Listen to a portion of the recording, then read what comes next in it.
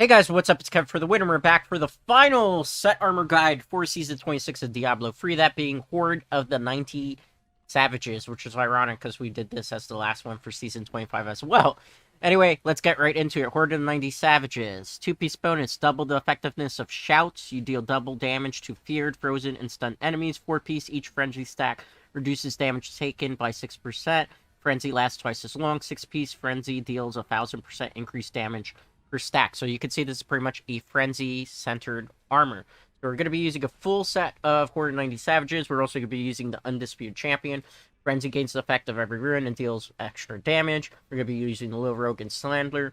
2-piece bonus, every time you spend primary resource, gain 6% increased attack speed, damage, and armor for 5 seconds. So that affects stacks to 5. We're going to be using Compass Rose, Mortrix Brace, as you see here, Traveler's Pledge, in conjunction with Compass Rose. And that's pretty much what the build is. Frenzy Maniac is what you're going to use.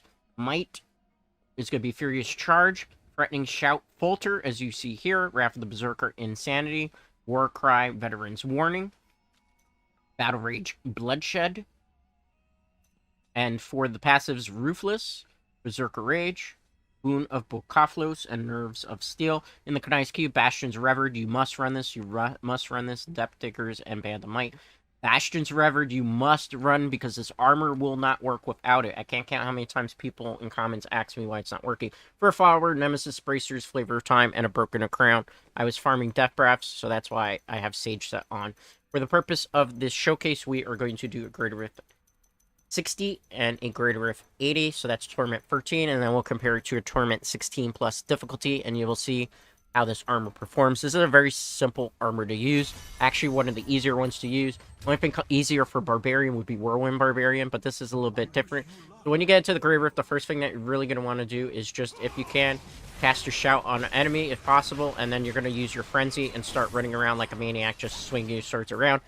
When you see Elite Pack, you should probably activate your Wrath of the Berserker. That way you can do increased amount of damage, and you're just going to be constantly going and attacking through targets with your Frenzy. And because of Bastion Revers and Kunai Cube, most enemy targets are going to get extra damage passed on to them, as you see that blue glowing orb passing through. And that really is all there is to this build. You just constantly keep your Wrath of the Berserker up when possible.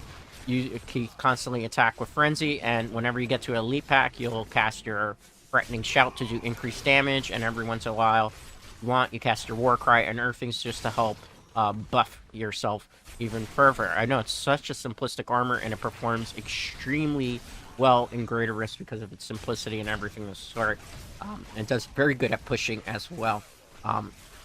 In terms of optimization, what do you want to run on this particular gear? Well, first and foremost, this is one of the few times where cooldown reduction is nice to have it, but it's not absolutely necessary. But if you want, I would say cooldown reduction 8.0%.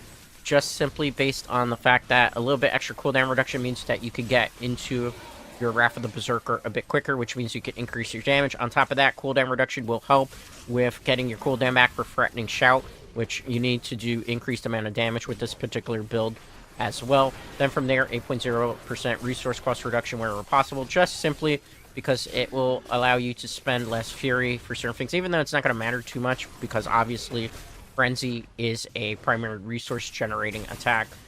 Then from there, pretty much priority-wise, you want Strength maximized wherever you can on your gear. So make sure you get full rolls of that. Obviously, because this is only attacking stat on here, or attacking skill, I should say, is Frenzy.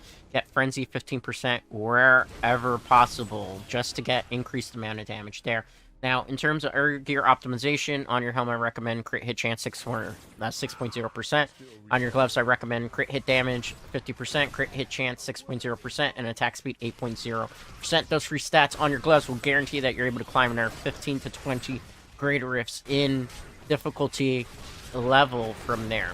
Obviously, from there also, you will want to have all your gear either Ancient Legendary or Primal Ancient Legendary in the gold border, Primal Ancient Legendary, or the red border. Then from there, you want to take either your Ancient Legendary or Primal Ancient Legendary and put it in the Kanai's Cube, where you will use the recipe to augment an armor with a legendary gem. My recommendation, when you're starting out, it's okay to do a legendary gem level 80, but the recommendation usually is between 110 to 130 in terms of level, just to get the maximum amount of damage here. Rift Guardian's going to pop easily. We're simply going to attack him 2 times, he'll die. Case in point there. That's how well this armor works. For the legendary gems to be able to do that, I use a Bane Stricken, Bane Trap, and a Simplicity String. If you run those free, that's how you could do that type of damage on things. You saw how fast that was. But yeah, you want in your Kanai's Cube to augment a Primal Ancient Legendary or a regular Ancient Legendary. For those who are curious what a Primal Ancient Legendary is, it's the one with the red border. You can get those if you're playing non-seasonal.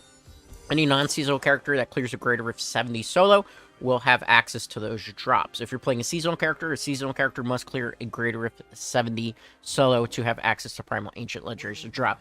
Let's see the clear time on that. This is Torment 60, Torment 13 difficulty, 2 minutes and 56 second clear time. So very, very fast. Very, very good. All right. We're going to show you how this does on a Greater Rift 80, just so you can see. Same strategy as before. It's not going to change. We want to go Wrath of the Berserker wherever possible.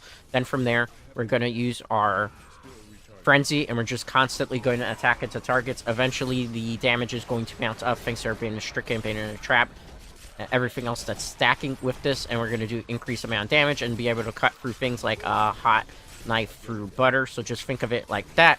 Every once in a while, obviously, when you run into a Elite Pack, make sure you cast your Threatening Shout. That way you can do an increased amount of damage, and make sure you use your Veteran's Cry here, because you will probably need to be a little bit more tanky to be able to get through things. But for the most part, as long as you don't get too greedy and too aggro, you should be fine. Now, in terms of tier list, where would this armor place? Most people would probably put Frenzy Barbarian somewhere in upper A armor. I consider this to perform as strong as Whirlwind Barbarian. It does the same amount of damage output. It is slightly soloer, not by much, because as you can see, we're still clearing through things pretty fast. I would consider it S tier. Most people would consider it A, like upper A tier armor. In terms of Echoing Nightmare, how will this armor perform? Well, that's a very good question. You would think with an armor like this, that because of all the AoE effects are going off as you're going higher up in the waves of enemy, that would potentially be a problem, but it might not be.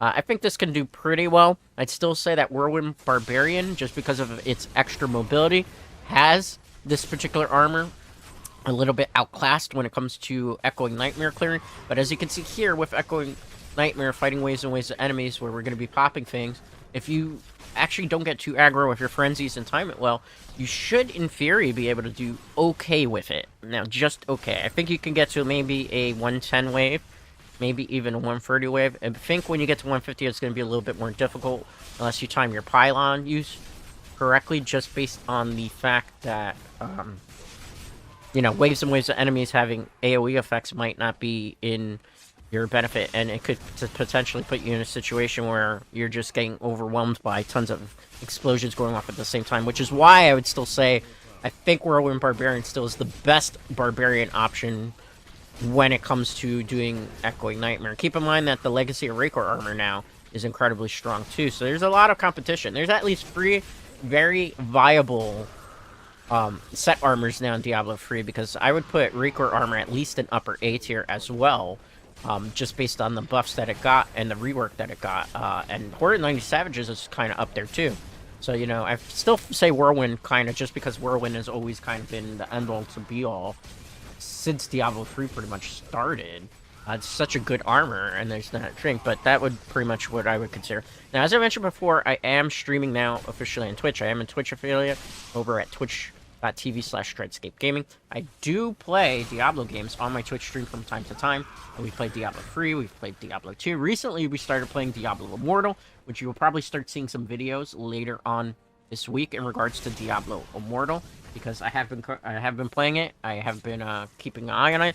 I think it's okay. I know there's a lot of people who think it's pay to win, but I haven't encountered anything necessarily pay to win, at least in terms of the story content. I haven't really done PvP, obviously, because I'm still going for the story. But definitely, if you're interested in Diablo Immortal or just watching some Diablo content, definitely make sure to check out our Twitch TV account. Again, twitch.tv/Dreadscape Gaming. Keep in mind, I don't always do Diablo. I do Diablo at least once in a week. Sometimes I'll do it twice a week, depending on how I'm feeling. But definitely, what I usually do there is I will prepare YouTube guides on my Twitch channel. Like, I'll get them ready or before I go recording them and everything of the sort. As you saw there, the Rift Guardian popped very easy with Greater Rift 80. Again, Bane Stricken, Bane and Trap, Galactic Swiftness, and not Galactic Swiftness, excuse me, Simplicity, Strength, and you're pretty much going to pop everything. This armor performs extremely well. It's not a playstyle that a lot of people like to use because it's very up close and in your face as opposed to Whirlwind, where you could just kind of hold in one button. So if you like S-tier armors where you have to actually do a lot of thinking, a lot of planning, and everything of the sort, this is probably the armor